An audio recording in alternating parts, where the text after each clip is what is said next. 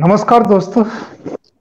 आप जानते हैं कि कांग्रेस के पूर्व अध्यक्ष और शायद भावी अध्यक्ष और जो अपने को आ, वो खुद माने ना माने पर उनकी पार्टी के दूसरे नेता और उनकी मां सोनिया गांधी ये जरूर मानती है कि वो प्रधानमंत्री पद के एक प्रमुख चेहरे हैं, दावेदार हैं, क्योंकि उनको लगता है कि उनके परिवार में जवाहरलाल नेहरू, इंदिरा गांधी, राजीव गांधी ये सब प्रधानमंत्री रहे ही हैं, तो बाई बर्थ वहां जो भी जन्म लेता है वो प्रधानमंत्री बनता ही है।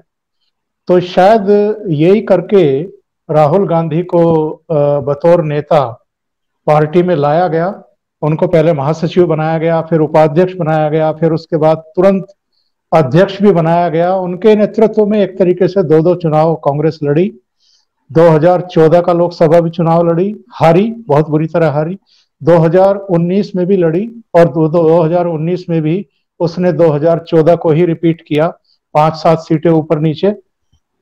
लेकिन राहुल गांधी वो किस झोंक में आकर के 2019 लोकसभा चुनाव के बाद उन्होंने इस्तीफा दिया, और इस्तीफा देने के बावजूद वो सर्वमान्य नेता की तरह बिहेव करते रहे। अध्यक्ष नहीं रहने के बावजूद वही पार्टी को लीड करते हुए देखे गए और अपनी बहन को भी फिर राष्ट्रीय महासचिव के तौर पर ले आए। हालांकि उनकी बहन को जो जिम्मेदारी सौंपी गई थी कि पूर्वी उत्तर प्रदेश की आधी सीटें आप देखेंगे उनमें से उनको और नुकसान ही हो गया। 2014 में 2 सीटें आ गई थी, अमेठी की और रायबरेली की, लेकिन खुद राहुल गांधी भी हार के डर से भाग खड़े हुए, केरल के वायनाड चले गए और अमेठी की सीट भी हार गए। बहरहाल दोनों भाई बहन अलग अलग मुद्दों पर ट्विटर पर और सोशल मीडिया पर छाए रहते हैं। जमीन पर तो कम ही दिखाई देते हैं, बहुत ओकेशनली ही दिखाई देते हैं, पर ट्विटर पर वो जरूर कांग्रेस की राजनीति एक नए ढंग से करने की कोशिश कर रहे हैं। अभी नया सिलसिला उन्होंने ये शुरू किया है कि वीडियो के जरिए अलग अलग मुद्दों पर वो विचार जाहिर करने का अभियान शुरू कर रहे हैं और उसकी पहली कड़ी कल सामने आई है। और 3 मिनट 42-43 सेकंड के कुल मिलाकर के पौने 4 मिनट के इस वीडियो में 3 अलग अलग अहम मुद्दों पर उन्होंने बड़ी हवाई सी बातें की हैं। और जैसा उनका एक हिसाब किताब रहता है कि मोदी को अटैक करिए, सरकार को अटैक करिए, और इस चक्कर में कई बार वो जो राष्ट्रीय हित हैं उनको भी अटैक कर जाते हैं। और शायद इस बार भी उन्होंने यही गलती की है। पता नहीं किसकी सलाह से वो सब मुद्दों को चुनते हैं, और मुद्दों को जब चुनते हैं तो उसमें गहराई कम होती है, हवाई बातें ज्यादा होती हैं। तो भाऊ तोरसेकर हमारे साथ हैं। भाऊ, आपका मेरे चैनल में और इस मुलाकात कार्यक्रम में बहुत स्वागत है। जो अभी राहुल गांधी ने यह नया सिलसिला शुरू किया है जिसकी पहली कड़ी सामने आई है, आप इसे किस तरीके से ले रहे हैं? मैं एक बात आपको बता दूं, ये आपने ट्विटर की बात छेड़ी दी तो मुझे अच्छा लगा जी। तो दुनिया भर में एक बात बोली जाती है कि जब रोम जल रहा था तब नीरो फिडल बजा रहा था। हमारा ये नीरो जो है वो ट्विटर बजाता है। तो उसको पता ही नहीं क्या हो रहा है क्या नहीं है। तो आपने जो शुरू में बात की कि ये कांग्रेस के अध्यक्ष थे, पूर्व अध्यक्ष है, भावी अध्यक्ष भी है, तो ये आपको समझ लेना है, उनको कुछ समझना है ही नहीं। राहुल गांधी के मन में एक बात पक्की है कि उनको दुनिया से कुछ समझ लेना जरूरी नहीं है, दुनिया को उनको समझ लेना जरूरी है। तो इसलिए मैं आपको एक सूचना दे दूं कि आप उनको समझने की कोशिश कीजिए, और वो अगर समझना है तो आपको बहुत पीछे पंडित नेहरू की जो डिस्कवरी ऑफ इंडिया किताब है जिस पर सीरियल भी बनी थी, जी तो जो सीरियल बनी थी उसमें भारत की खोज, जी। तो वो जब सीरियल शुरू होती थी तो पहले सॉन्ग बजता था, हम्म। या ऐसा कुछ इंट्रोडक्टरी ऐसा मंत्र वगैरह बोलने जैसे, सबसे पहले कुछ भी नहीं था, जो था ढका था। आपको याद होगा। तो उसकी एक हाँ। लाइन मुझे बहुत पसंद आती है, आज की हम्म। राजनीति में सदा हम्म। अध्यक्ष बना रहता। हम्म। तो राहुल गांधी वो है जो परदादा ने हम्म। लिख के रखा है कि सदा अध्यक्ष बना रहता। वो पार्टी हम्म। में हो न हो, मीटिंग में हो ना हो, लेकिन वो अध्यक्ष बना रहता।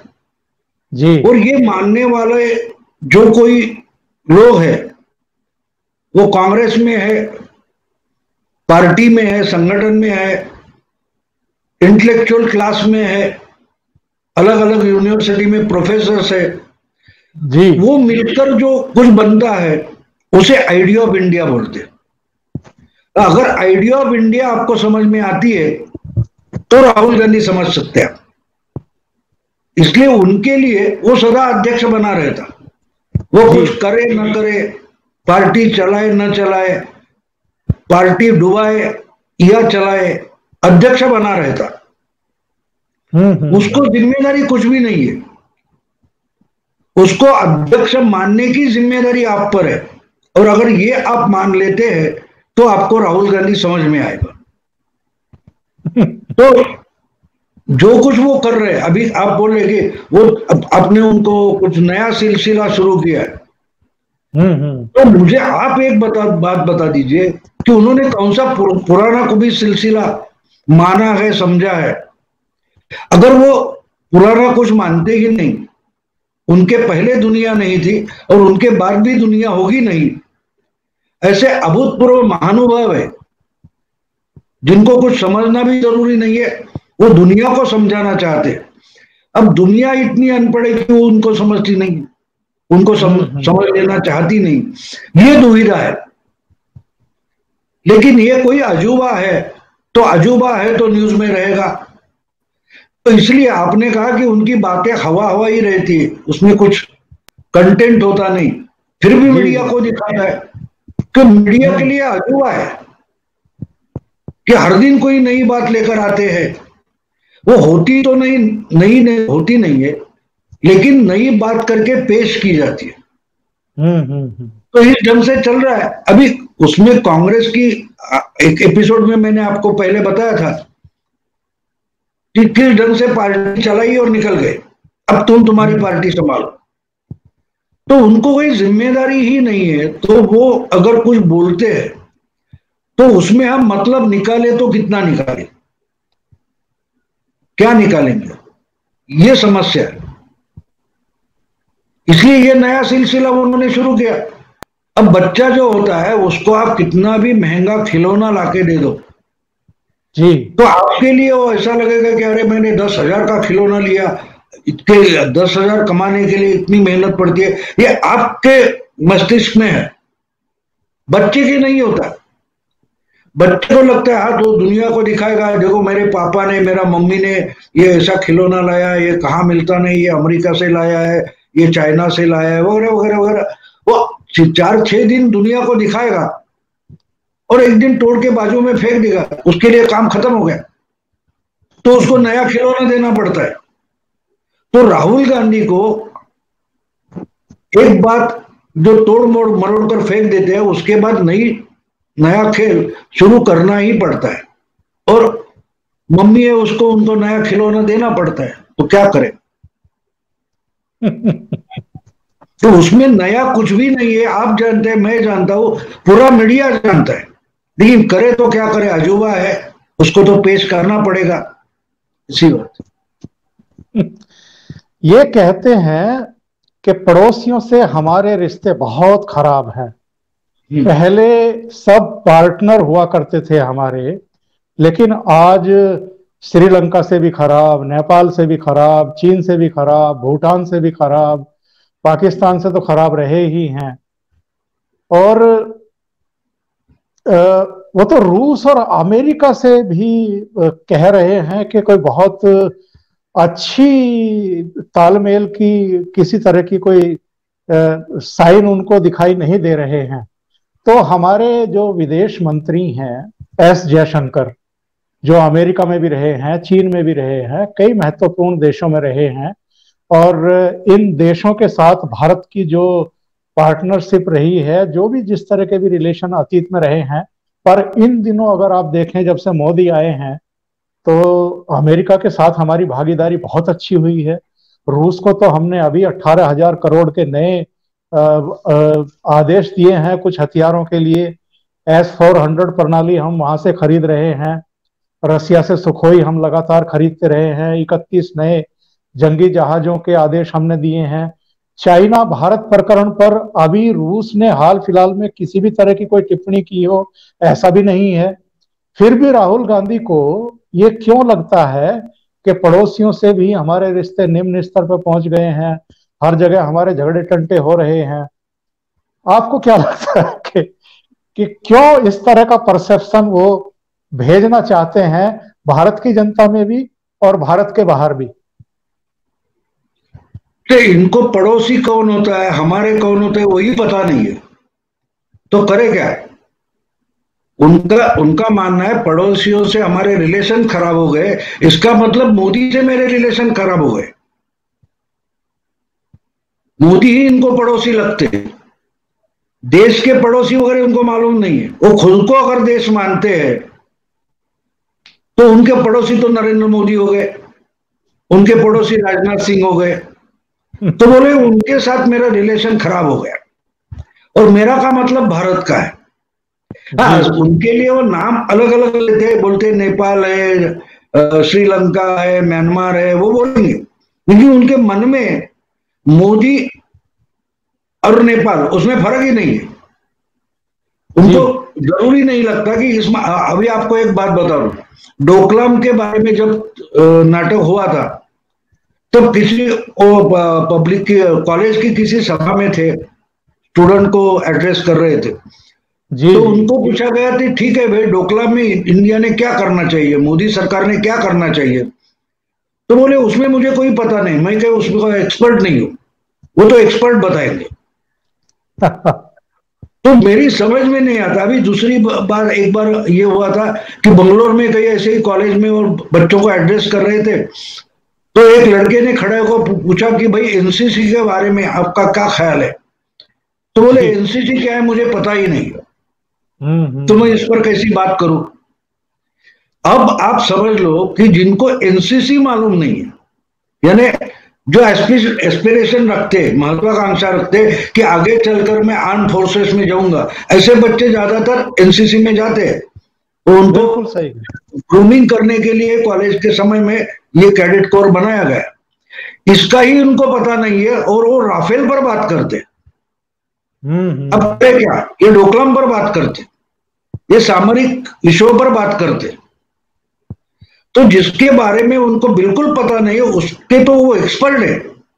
तो अगर वो बोलेंगे कल कि ट्रम्प जो कर रहे हैं वो ठीक नहीं कर रहे, तो मैं मान लूंगा, क्योंकि मानना ही तो है, मानना ही तो है। जी जी। अब आप एक बात देखिए कि इनको ये सवाल पूछते, अच्छा सवाल के जवाब आए तो सुनते, बिल्कुल नहीं सुनते, बिल्कुल नहीं सुनते।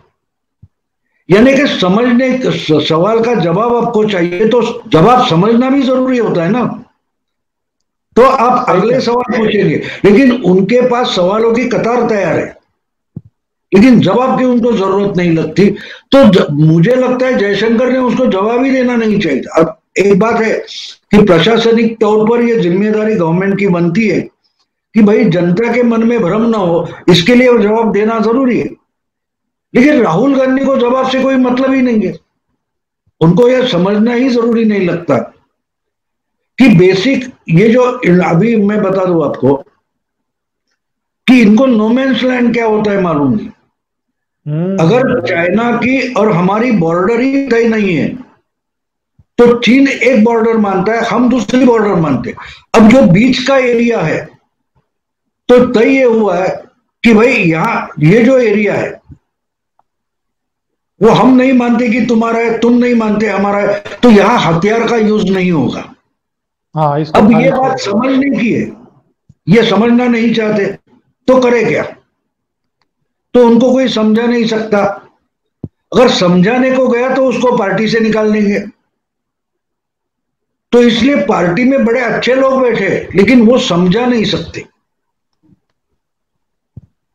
तो ये इनकी समस्या है। तो ये हमेशा नया खिलौना लेके आते, देखो ये मेरे पास। अभी आपको एक बात बता दूं, जी हम साझी उम्र के हो गए शायद, आपके जी। घर में बच्चे अभी बड़े हो गए, लेकिन शायद पोता है, तो 2-3 साल का बच्चा जो है वो केजी में डाल देते हैं। वो वहां से आता है, जब पहले 2-4 दिन स्कूल में जाता है उसको मजा आता है, और आने के बाद आपने उसको पूछा कि भाई आज क्या पढ़ाई हुई, ये क्या सब्जेक्ट है, तो पहली बात ये बोल देता है कि वो आपको नहीं समझेगा। कि उसके भेजे में ये बात नहीं आती कि इतनी उम्र हो गई इनकी, तो ये भी स्कूल से निकले होंगे कभी। लेकिन उसकी जो नासमझी है, तो उसको लगता है कि स्कूल मैंने पहली बार देखा है, मेरे बाप ने या दादा ने देखा ही नहीं होगा। ये उसकी नासमझी है। लेकिन आप राहुल गांधी की तरफ देखो तो वो जो बातें करते हैं, जिस ढंग से एक छोटा बच्चा 3-4 साल का जिस कॉन्फिडेंस से आपको बोलता है, अपनी माँ को बोलता है, अपने बाप को बोलता है कि ये तुमको नहीं समझेगा, ये टीचर ने मुझे बताया और मुझे ही मालूम है, तुमको नहीं समझेगा। और अब फिर राहुल गांधी की तरफ देखो तो आपको पता चलेगा उनका बात करने की जो तरीका है, वो आपको समझेगा कि वो किस लेवल पर है। तो ये तो सवाल पूछेंगे। इनको पड़ोसी का मतलब ही नहीं मालूम होता बच्चों को। एक बात आप बच्चों की भी समझ लो कि बच्चे जो होते हैं इतने, मैं उनको इनोसेंट मानता हूं, इनोसेंट मानता हूं, जी बिल्कुल निरागस है। तो बच्चा जो होता है वो जो कॉकरोच होता है उससे भी नहीं डरता, हम उसको डराते हैं, अरे इससे दूर रहना, तो फिर वो उससे डरना शुरू हो जाता है। भय जो है वो हम बच्चों के मन में डाल देते। अभी इनको चाइना हमारा दुश्मन है कि दोस्त है ये भी पता नहीं है, तो जी। इसलिए वो चाइना की तरफ से बोल रहे हैं, ये मैं नहीं मानता। उनको पता ही नहीं चाइना कौन है, पाकिस्तान कौन है, वो तो बोलते रहेंगे। और बच्चे जो बोलते हैं उनके मस्तिष्क में अगर क्या चलता है, मैं उस पर कुछ वीडियो बनाया, मेरी किताब भी है बच्चों के बारे में, जी कि मेरी बच्ची जो थी वो कभी उसको स्कॉलर यानी ट्यूशन नहीं लगी, क्योंकि मैंने उसका पढ़ाई मैंने घर में की है, स्कूल में भेजता था, लेकिन उस पर स्कूल का असर ना हो इसकी मैंने परवाह की है। इसलिए बच्चा कैसा सोच सकता है मैं समझ सकता हूँ, इसलिए मैं राहुल गांधी को बहुत अच्छी तरह से समझ सकता हूँ। तो उनके एक्चुअल मन में क्या चल रहा है? में एक्चुअल में एस जयशंकर को जवाब क्यों देना पड़ा? एस जयशंकर को जवाब इसलिए देना पड़ा कि इन्होंने एक ऐसा बयान दिया है, इन्होंने कहा है कि पिछले 6 साल की लगातार गलतियों और अविवेकपूर्ण फैसलों ने भारत को कमजोर बना दिया है। मतलब वो प्राइम मिनिस्टर पर, इस गवर्नमेंट पर, इनकी पहली गवर्नमेंट पर नासमझी कह लीजिए, बेवकूफ़ी कह लीजिए, या पता नहीं किसने ये स्क्रिप्ट लिख करके दी है, इन्होंने सिर्फ उसको पढ़ दिया और ये कह दिया कि लगातार गलतियों और अविवेकपूर्ण फैसलों से भारत कमजोर हो गया है।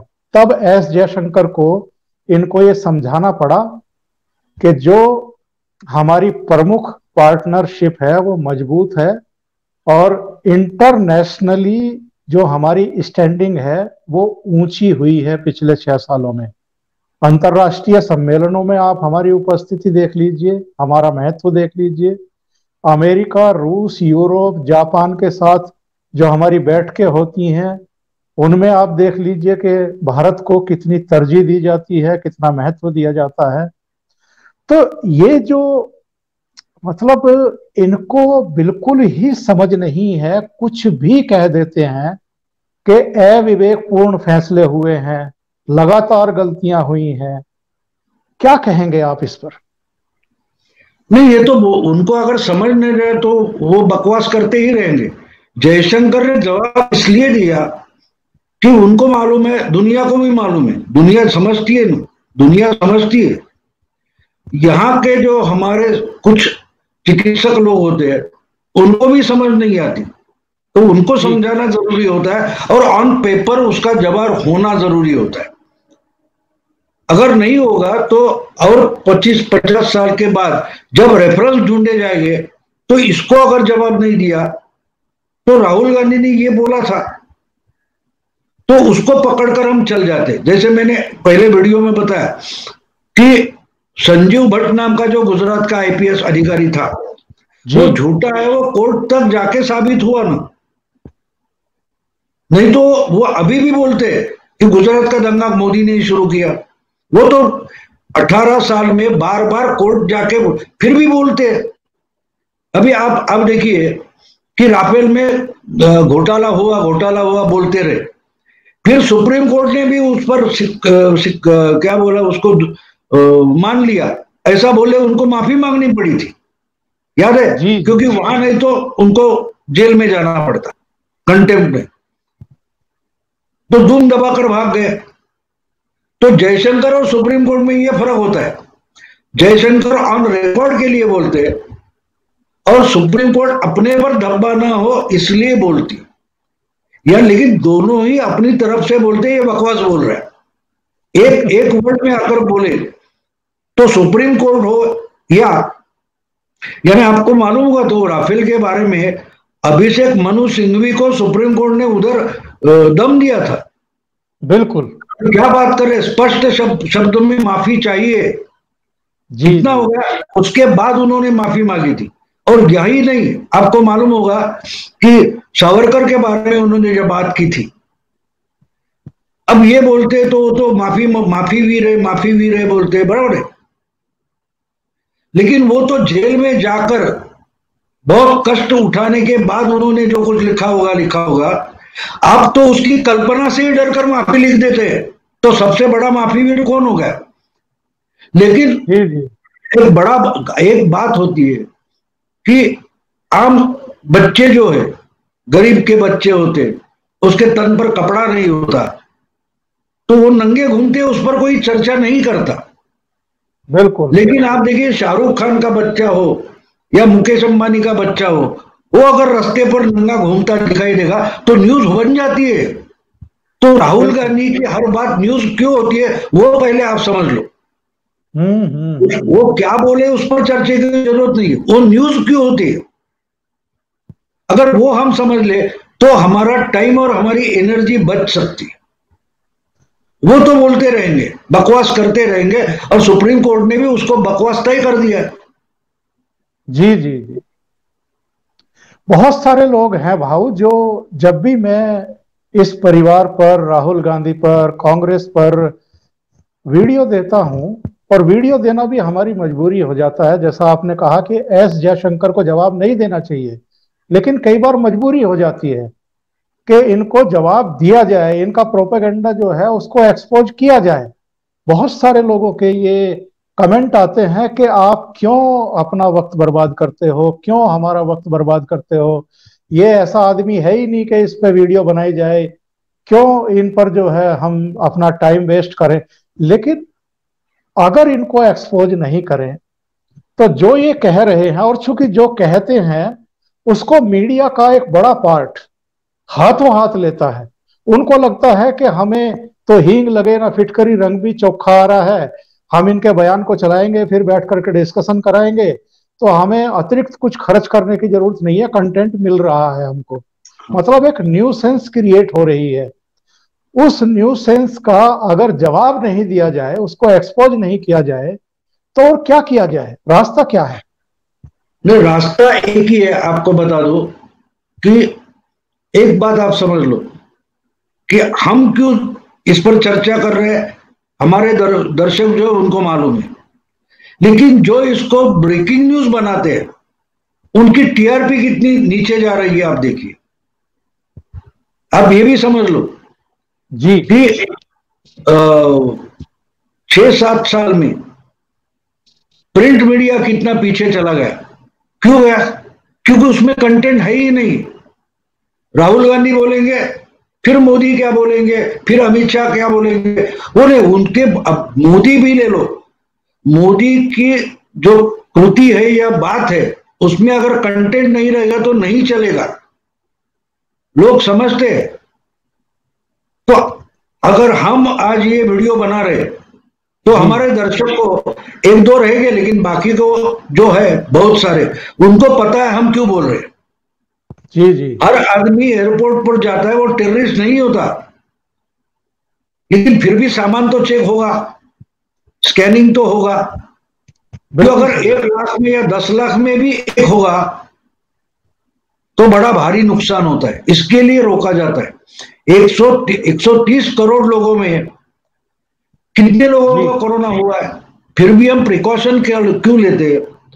ये जो मशीनरी है, प्रशासन है, उसकी वो जिम्मेदारी बन के इसके लिए जयशंकर जवाब देते हैं। हमको वो समझाना पड़ता है कि ये बकवास है, ये बकवास है। ऐसे ऐसे वो भी निकल जाते हैं उससे। ये बकवास नहीं चलती, ये बहुत जल्दी केजरीवाल के समझ में आया, वो सक्सेसफुल चीफ मिनिस्टर हो गए। आज जो राहुल गांधी कर रहे हैं वही तो 5 साल पहले केजरीवाल करते थे। 2-3 साल पीछे जाओ तो ममता करती थी, चुनाव सामने आ गया तो ममता सावध हो गई है ना।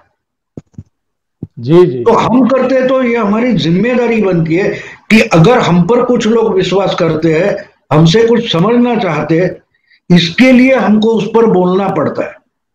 जी जी। और लोगों ने देखने की जरूरत नहीं है। जैसे कि वो सैनिटाइज करते तो उसने सैनिटाइज किया तो उस पर हम भरोसा करते, लेकिन किसी को तो सैनिटाइज करना पड़ेगा।